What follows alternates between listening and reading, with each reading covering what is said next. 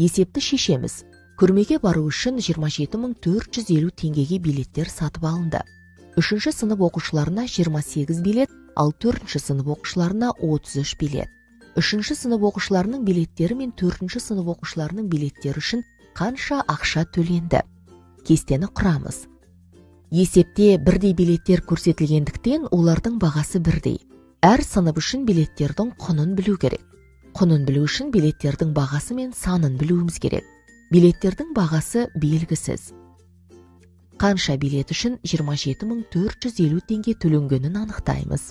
Бұл сан 3-ші сынып оқушылары мен 4-ші сынып оқушыларының билеттерінің саны. Демек, бірінші қадам билеттердің жалпы санын табу. 61 билет үшін 27.450 теңге төледі.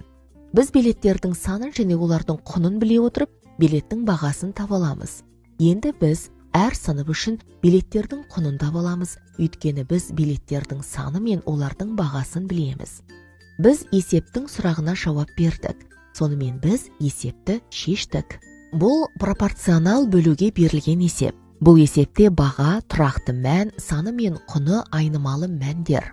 Есепті шешу үшін тұрақты мәннің мәнін табу керек. Берілген есепте баға. Бүгін сабақта осындай есептер мен оларға кері есептерді шығарасың.